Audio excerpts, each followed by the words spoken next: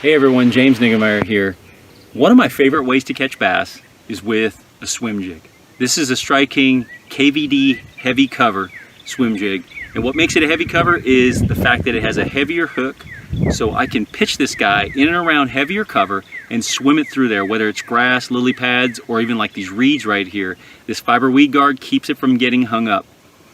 It can be intimidating thinking, what kind of trailer do I put on the back of a swim jig? And I always put a trailer anytime I'm fishing a jig, especially a swim jig.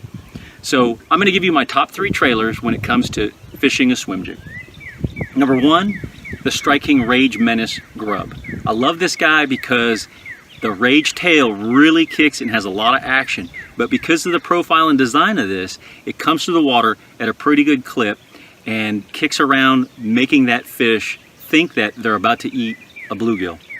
But there's sometimes when they really like a crawfish type appearance, and the Rage Craw really kicks and moves a lot of water, and it has more of an aggressive stance, and really it draws a lot of attention as it's moving through the water. And so sometimes they want something that's really got a lot of appearance and a lot of action, and that's when I reach for the Rage Craw.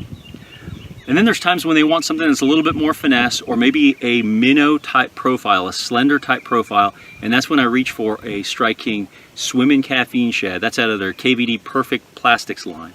That little boot tail is just kicking behind it, makes it look like a minnow coming through the water, or something that has kind of a more subdued look, and sometimes that is what they want.